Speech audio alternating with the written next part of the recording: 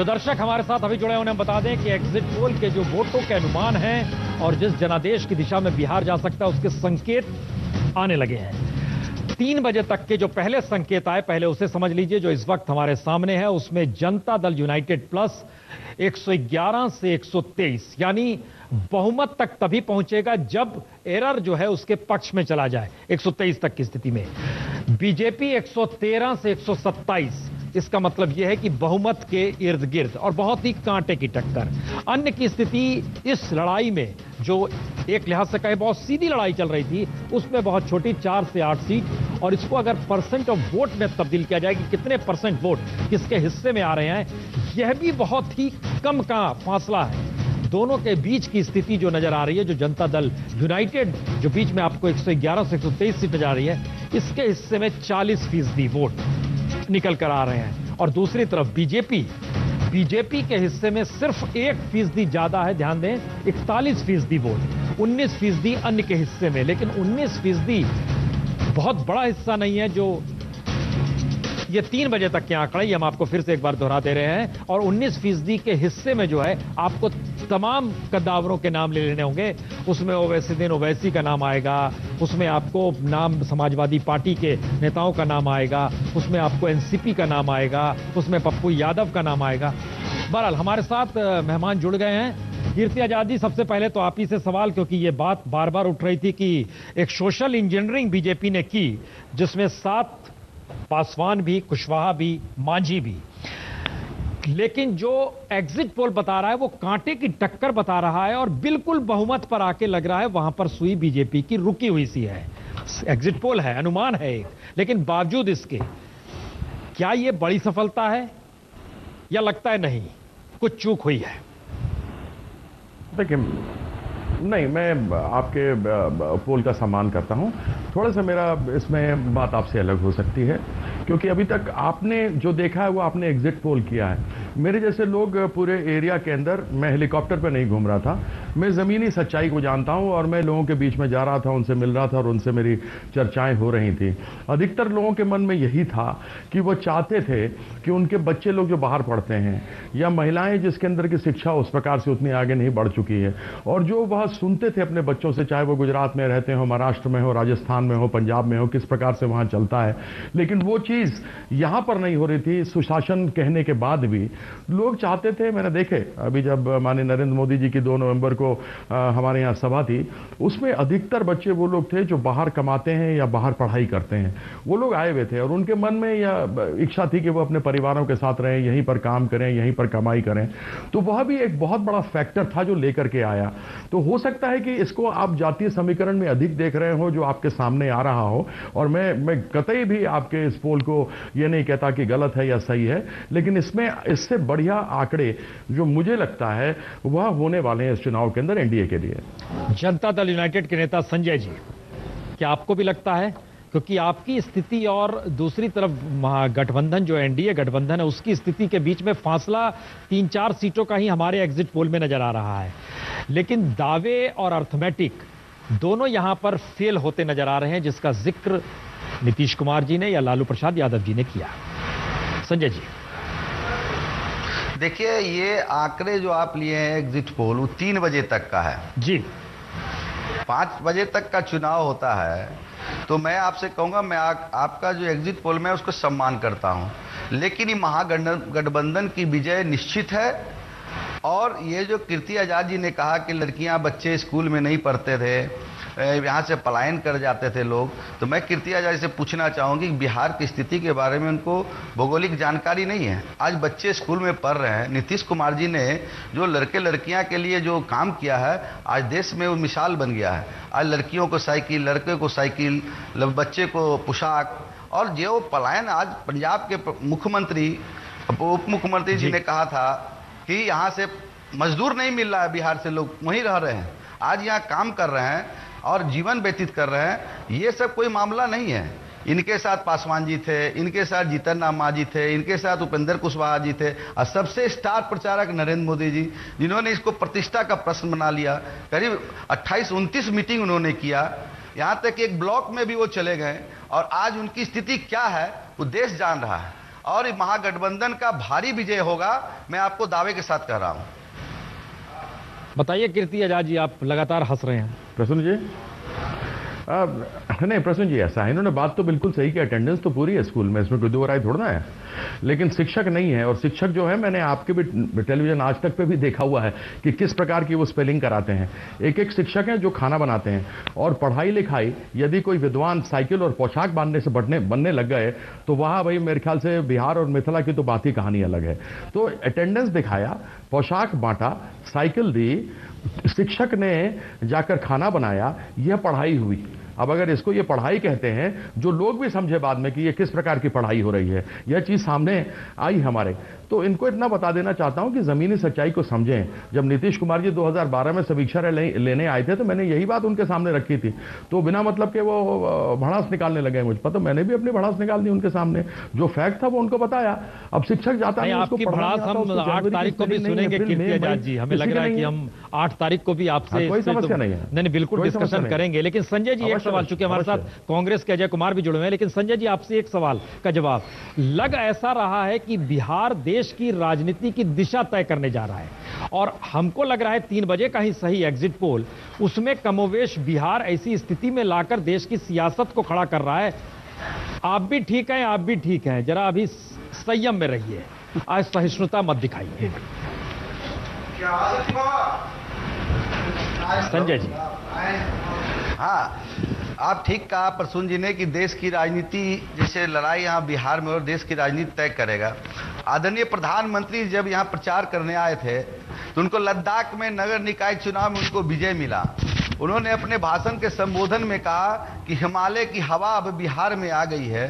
तो मैं आपको बताना चाहता हूं कीर्ति आजाद जी को कि दिल्ली का जो जमुना का जो हवा है, पटना आया और पटना से गंगा का हवा चलेगा, देश को आंधी की तरह इनका सत्ता खत्म कर देगा। नरेंद्र मोदी जी को आने वाला समय दिल्ली और बिहार, उसके पूरे प्रांत में सभी दल गठबंधन का विजय होगा, और ये मुगालते में नहीं रहे, क्योंकि बिहार की जनता समझ चुकी है कि नरेंद्र मोदी जी ने 17 महीना में कितना धोखा दिया है। काला धन लाएंगे, भ्रष्टाचार मिटाएंगे। इनके यहाँ कीर्ति आजाद से मैं पूछना चाहता हूँ, ललित घोटाला क्या है, व्यापम घोटाला क्या है, या ये काले धन पे जा रहे हैं, चिक्की घोटाला क्या है? मुश्किल देखिए क्या हुई है संजय जी।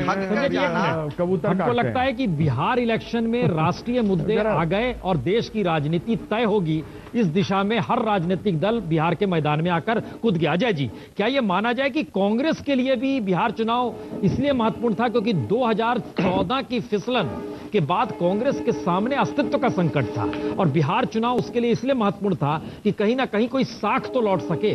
तो आपको लगता है ये चुनाव परिणाम जो अब आएंगे, एग्जिट पोल में तो बराबरी की टक्कर नजर आ रही है, लेकिन लग क्या रहा है कि साख की लड़ाई कांग्रेस के लिए भी चल रही है?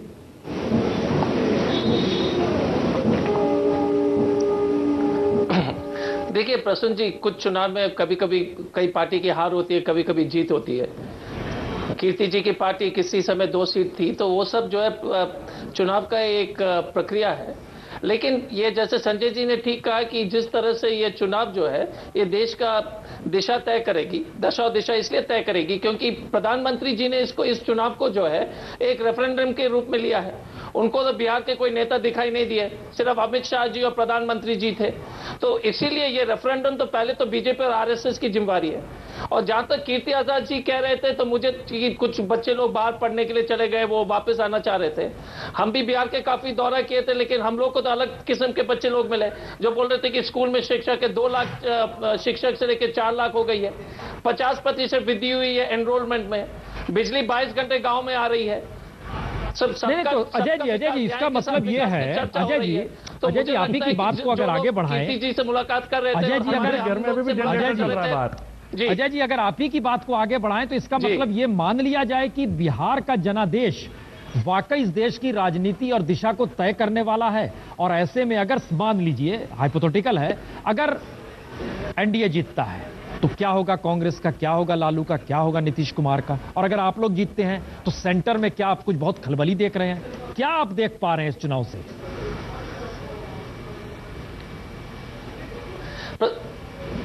प्रसून जी, अगर आपकी जो एग्जिट पोल को अगर हम उसको जो है मान के जाएं, बाकी चैनल में तो एकदम अलग से रिजल्ट दिखा रहे, लेकिन 2 सेकंड के लिए मैं आपके एग्जिट पोल को सही मान के जा रहा हूं, तो आप देख रहे हैं कि कोई अंतर नहीं है। तो आप देख लीजिएगा कि 18 महीने के बाद, 15, 16, 18 महीने के बाद केंद्र में जिस तरह से जित बड़ी बहुमत के साथ जो है भारतीय जनता पार्टी केंद्र में आई थी, उसके तुरंत 18 महीने के अंदर जिस तरह से हवा निकल रही है, और आप देख लीजिएगा कि पहली बार कोई भी प्रधानमंत्री ने के ऊपर जिस तरह से जात के आधार पर, समुदाय के आधार पर चुनाव प्रचार किया हो, किसी देश के अभी तक जो है आजादी के बाद कोई प्रधानमंत्री ने जो है प्रधानमंत्री का पद को जो है इतना नीचे नहीं गिराया है। और दूसरी बात है कि इलेक्शन कमीशन से लेकर सब लोग जो है जिस तरह से इस चुनाव में प्रधानमंत्री जी और भारतीय जनता पार्टी के जो है वरिष्ठ नेता लोग से परेशान हो गए, और खुल करके तो एक देश का जो है कम से कम भारतीय जनता पार्टी आरएसएस का जो बेनकाब हो गया कि ये पूरी तरह से इनकी रणनीति है कि माहौल को बिगाड़े, और किसी तरह से आप देश के लोग समझ गए हैं। पहले अब जब हम अच्छा, हमारे साथ हम एक मिनट, हमारे साथ चूंकि पत्रकारों का एक पूरा पैनल भी बैठा हुआ है, लेकिन से एक सवाल पूछना चाहता हूं। हम इस चर्चा को खोलेंगे, लेकिन ब्रेक के बाद खोलेंगे इस चर्चा को। हम छोटे से ब्रेक के बाद तुरंत हैं।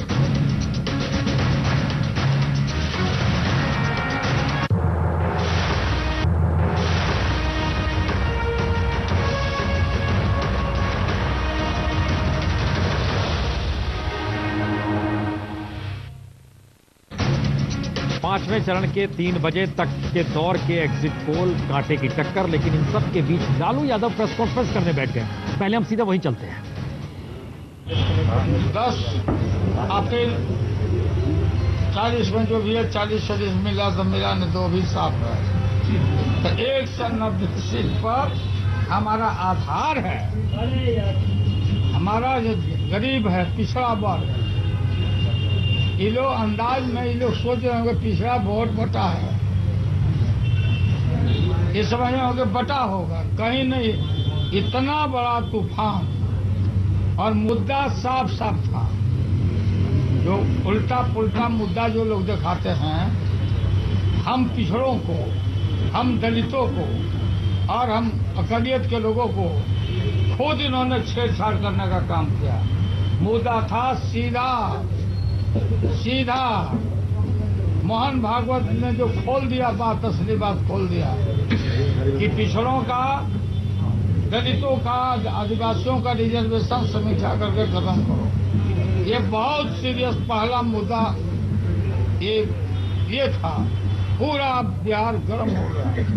दूसरा मुद्दा था, इन्होंने जो कम्युनल बात करने का बहुत कोशिश किया, कम्युनलाइज करने का, गो मास का बात बोला, सब कुछ किया।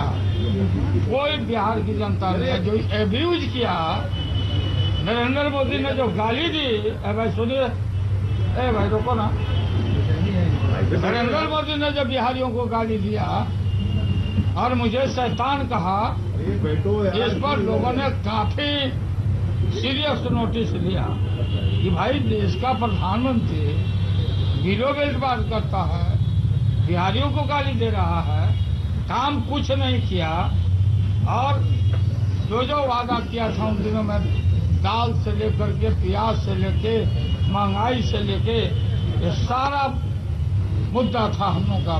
मैंने सीधे दे इनवाइटेड अस, मतलब सारा मुद्दा आपको मालूम है कि पूरा यहाँ पिछड़ा वर्ग एक पर खड़ा था। हम उन लोगों को सल्यूट करते हैं, सारा पिछड़ा वर्ग को, अकलियत को, दलित लोगों को। रामविलास जी का भी जो दावा रहता था वो भी वोट टूट गया। सारा लोग बोला कि भाई ये तो हमारा रिजर्वेशन छीनना चाहता। सामाजिक न्याय के सवाल पर जैसे 95 में गोलबंदी थी और सन 77 में, उससे भयानक गोलबंदी अभी हुई है। उस आधार पर मैं दावा ठोकता हूं कि 190 सीट पर, अब फिर रिजल्ट होगा तो मालूम हो जाएगा। लोग अपना अपना आकलन करते हैं। शहरी लोगों के बीच में बैठ के और डिबेट करा के, आप ग्रास रूट की जानकारी लोगों को नहीं है। किससे बतिया लिए, कहाँ बतिया लिया था, सीधा एकदम। देखो मेरा छाती कितना ऊंचा है। हाँ? 56 इंच मैंने मोदी और 56 इंच सीना। 56 इंच का सीना कोई यादवे या पासवान या गरीब का हो सकता है।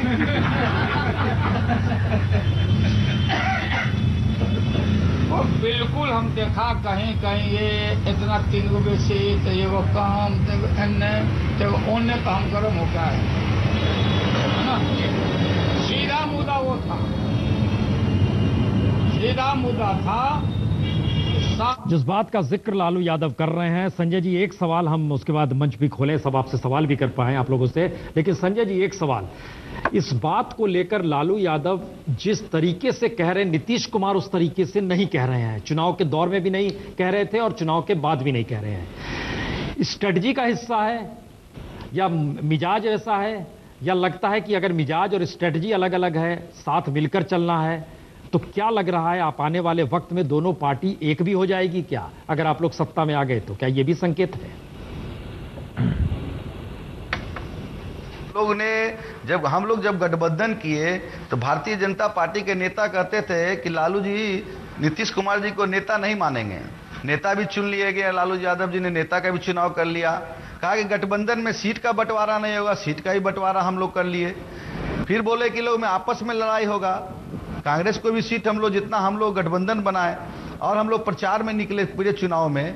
इन लोगों को था कि प्रसादी हमको मिलेगा, इन लोग का लड़ाई होगा आपस में। अब मैं आपको प्रसून जी बताना चाहता हूं, यहाँ ये महागठबंधन सीमेंट की तरह है और काम हम लोग सत्ता में आ रहे हैं, सब लोग मिलकर बिहार की विकास की बात करेंगे और जो बचा हुआ जो विकास है आदरणीय नीतीश कुमार जी के नेतृत्व में वो आगे विकास करेंगे।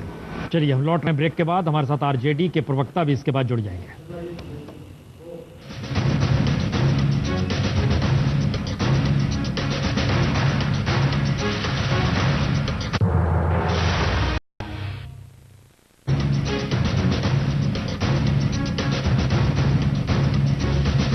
5वें चरण में 3 बजे तक की वोटिंग का जो अनुमान निकल कर आया है उसके बारे में जानकारी सबसे पहले दे दें।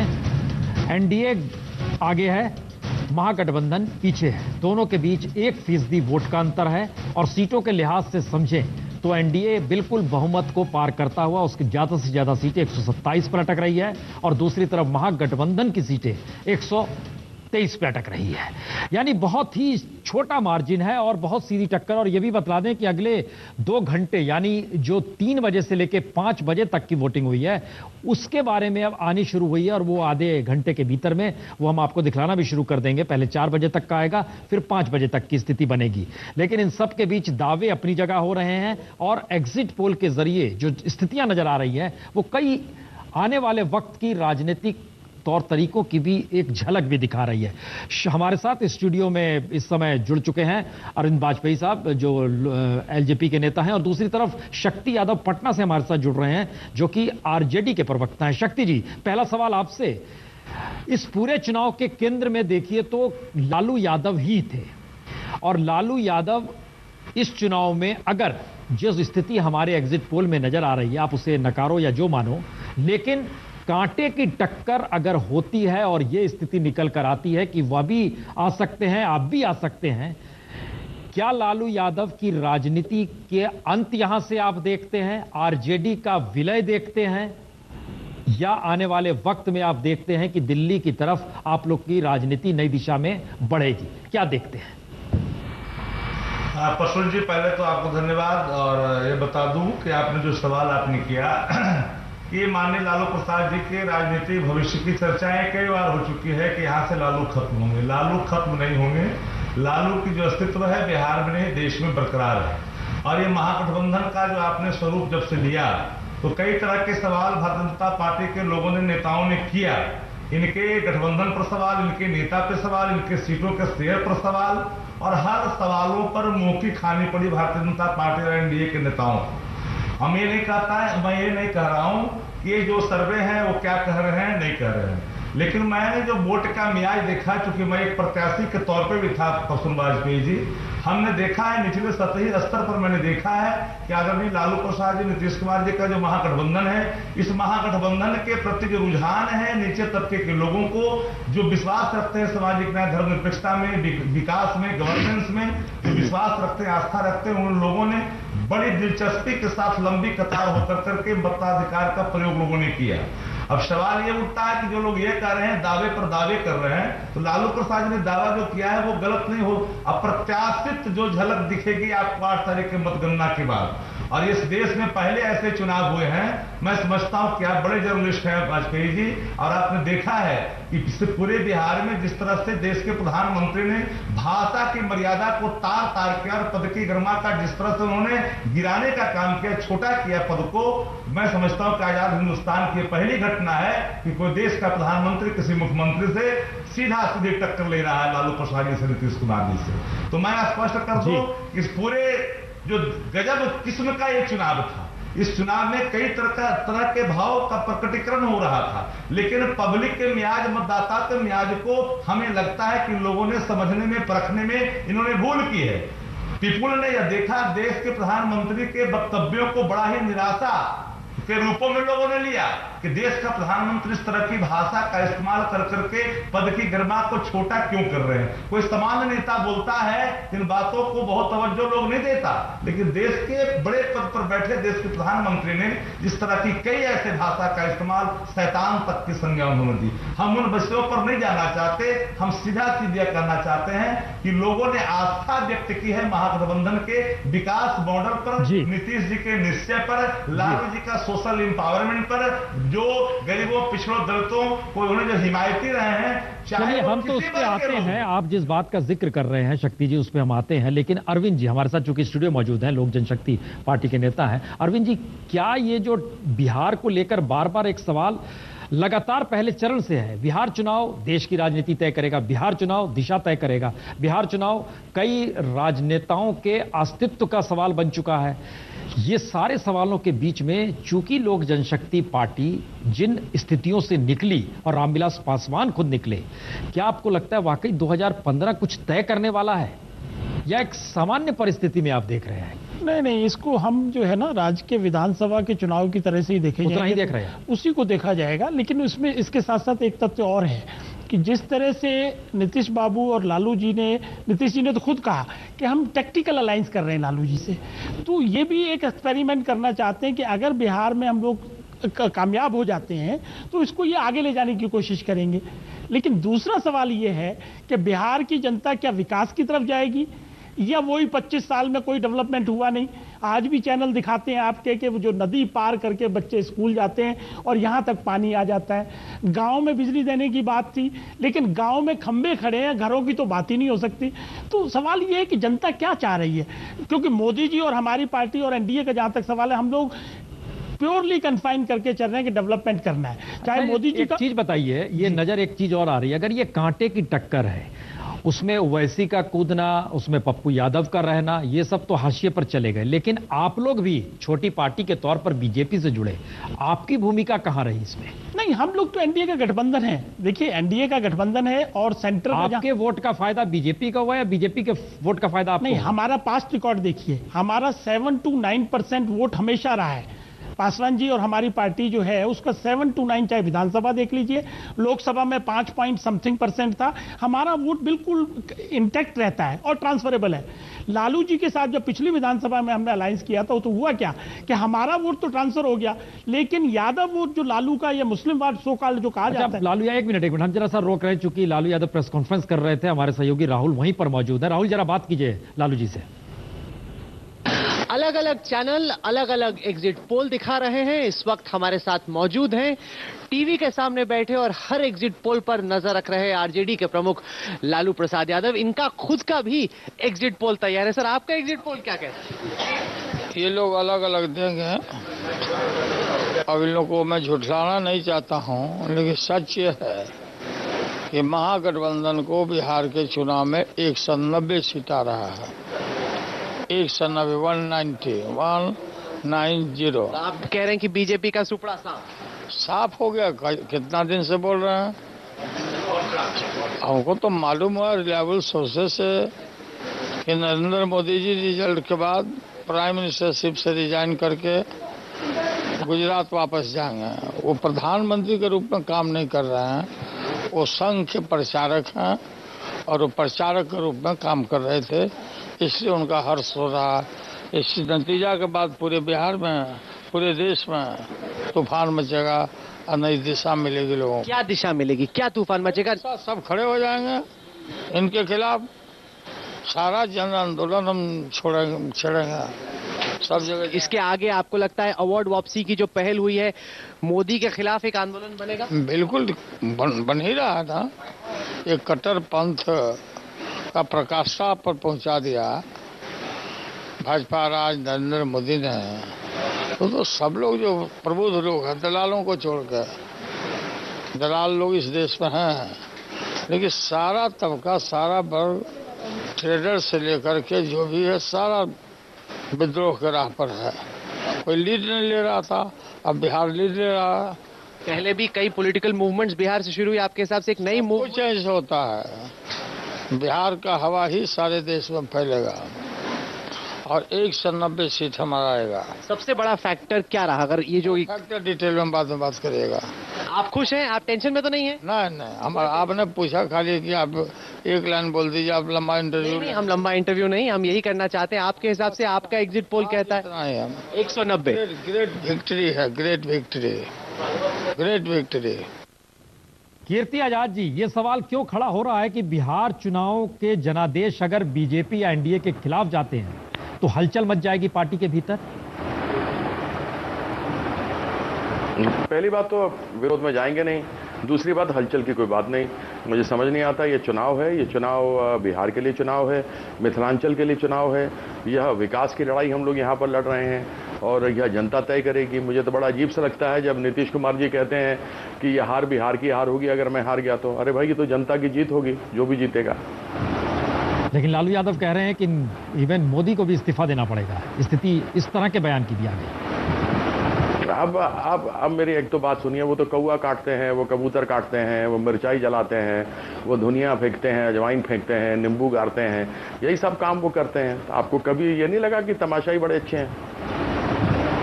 तमाशा से इतर क्या पार्टी के भीतर आपको वाकई लग रहा है कि बिहार चुनाव को लेकर जो भी स्ट्रेटजी बनाई गई और जिस रूप में बनाई गई वो 5 सितारा होटल से चल रही थी, उसको लेकर और स्थानीय नेता, अगर हाइपोथेटिकल फिर है, अगर स्थिति अनुकूल नहीं रही बीजेपी के चुनाव परिणाम में तो उंगलियां नहीं उठेंगी?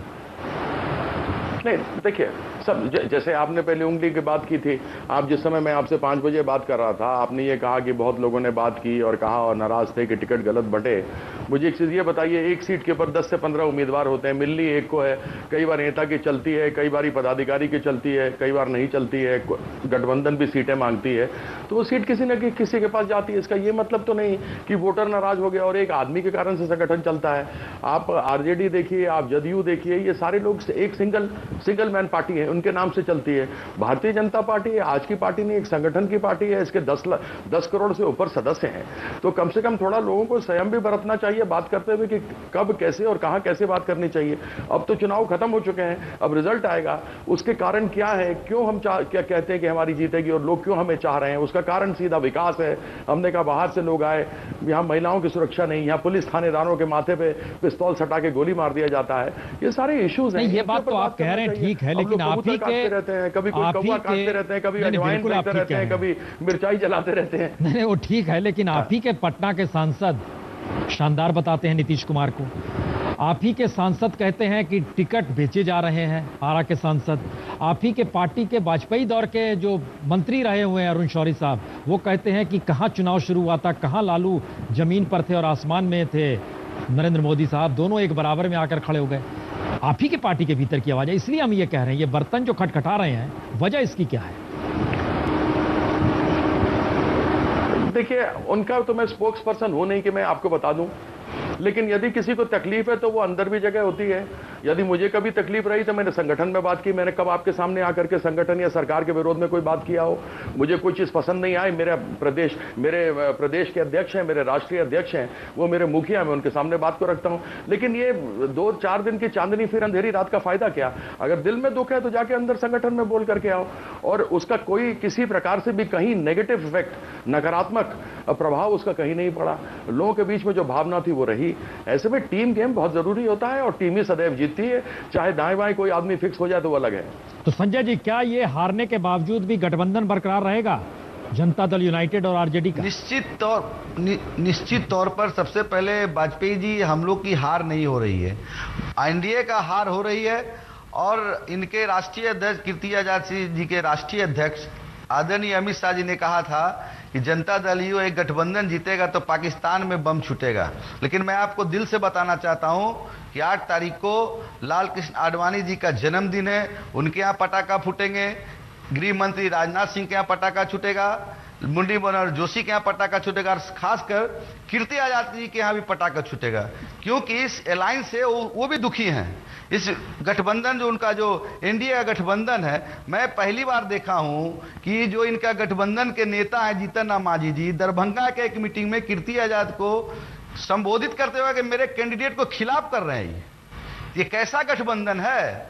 ये लोग, सभी लोग के यहाँ पटाखा छूटेगा 8 तारीख, और पूरे देश में दीपावली मनेगा। आदरणीय प्रधानमंत्री जी ने कहा था देश में 2 दिवाली मनेगा, सही कहा था उन्होंने कि 2 दिवाली मनेगा, 8 तारीख को दिवाली मनेगा, दीपावली के दिन में दिवाली मनेगा। ये तो सही है ना कीर्ति आजाद जी? जीतन राम मांझी जी ने हम मनाएंगे, जीतेंगे और मनाएंगे। आपके खिलाफ कहा था जीतन राम मांझी जी ने, कीर्ति आजाद जी? जी हाँ, बिल्कुल मेरे खिलाफ उन्होंने कहा, और बिल्कुल गलत कहा। उन्होंने कहा कि अभी के सांसद काम नहीं कर रहे, उन्होंने कहा कि उनकी पत्नी काम नहीं कर रही, उसके साथ में उन्होंने कहा जो पूर्व सांसद आरजेडी के हैं वह काम कर रहे हैं। तो ये टिकट इनको एनडीए की तरफ से मिला था या फिर इनको आरजेडी की तरफ से मिला था? और आपको एक चीज बता दूं कि दरभंगा ग्रामीण में सीट जीत करके ला रहा हूं। चलिए, एक चीज पक्की हुई, नाप शनाप बोल देगा और किसी के ऊपर आरोप लगा देगा, उचित नहीं। बोलिए। कीर्ति आजाद जी से मैं कह रहा हूं, हमारे पास पूरी पत्रकारों की यहाँ पर पैनल बैठा हुआ है, कुछ सवाल जवाब करना चाहते हैं। जी बोले। कीर्ति आजाद जी, मैं ये आपसे बात एक जानना चाहता था, चूंकि पूरा बिहार एक ट्रेंड हमेशा बनाता रहा है, आप इसमें एनडीए में, माने आप आजाद जी की विरासत यदि मानते हो तो भगवत आजाद जी की विरासत के रूप में यदि देखें, भारतीय जनता पार्टी में आप हैं, जगन्नाथ मिश्र जी के बेटे जो हैं वो भी हैं, जिनकी छवि आप जानते हैं कि सारा बिहार आंदोलन से लेकर के जेपी मूवमेंट से लेकर उसके बाद में भी जो स्थिति हुई, और मांझी जी हैं। क्या आपको लग रहा है कि बिहार ये नई दिशा दे रहा है, भारतीय जनता पार्टी आज कांग्रेस से भी अधिक भ्रष्ट स्थिति में देश को ले जाना चाहती है, हम उस तरफ आगे बढ़ रहे हैं? आपको क्या लगता है? कौन ले जाना चाह रहे हैं गलत दिशा में देश को? मैंने आपको 2 नाम बताए ना। आप जगन्नाथ मिश्रा के बेटे भी आपकी पार्टी में, जीतन राम मांझी भी आपके साथ चल पड़े, और आप जिस विरासत को लेकर चल रहे हैं उसमें तो भागवत आजाद हर जहन में आता है, इसलिए सवाल पूछा गया। दिशा सही है? मैं आपको एक बात बता दूं, मेरे पिताजी एक बहुत ही ईमानदार और दबंग व्यक्ति थे, और मैं उनकी लाइन पर चलता हूं। कांग्रेस के अंदर जिस प्रकार का भ्रष्टाचार सामने आया वो सामने लोगों को दिख रहा है, और आज लोग बदलाव चाहती है और उस बदलाव को लेकर आगे बढ़ रही है। चलिए, हम तुरंत लौटते हैं, छोटे से ब्रेक के बाद तुरंत लौट रहे हैं। चर्चा हमारी लगातार जारी है, लेकिन छोटे से ब्रेक के बाद लौट रहे हैं। हमको चूंकि 7 बजे पटना भी चलना है, छोटे से ब्रेक के बाद।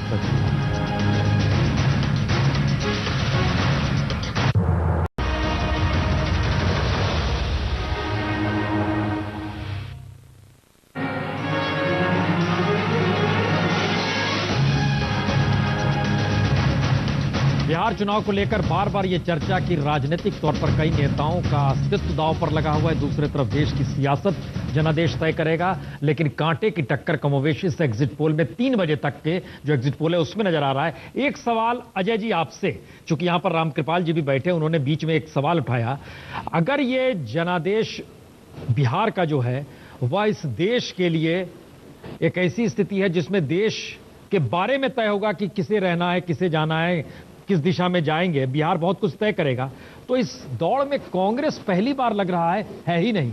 आप हैं कहां? आप तो है नहीं, यानी कांग्रेस माइनस एक स्थिति इस देश के भीतर आ गई है।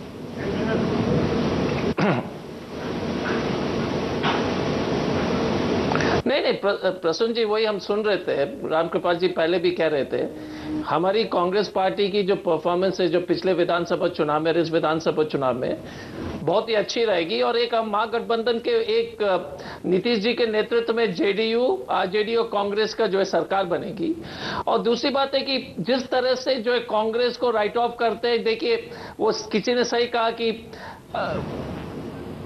कीर्ति आजाद जी की पार्टी जो वहां पहले एक समय में 2 सीट पर थी, तो पॉलिटिक्स में राइट ऑफ करना, जो जिस तरह से माहौल बन रहा है इस देश में, अगर आप आने वाले पंजाब का चुनाव देख लीजिए, बाकी जगह चुनाव देख लीजिएगा, तो मैं जो है जितने भी कांग्रेस के जो कांग्रेस को राइट ऑफ करना चाहते हैं, वो सिर्फ विनम्रता के साथ अनुरोध करूंगा कि जो है ऐसी स्थिति कभी होने वाली नहीं है, और जिस प्रगति से कांग्रेस जो उभर के आएगी, और खास तौर से क्योंकि भारतीय जनता पार्टी का नकारात्मक जो है नीति के चलते हुए जिस तरह से समाज में जहर फैलाना, जमीन पर कुछ नहीं होना, बड़े बड़े बातें, वादे, मीडिया, इवेंट मैनेजमेंट, देश के लोग देख रहे हैं कि अच्छे दिन क्या दाल तो प्लेट से खाने से तो दाल तो साफ करा दिए।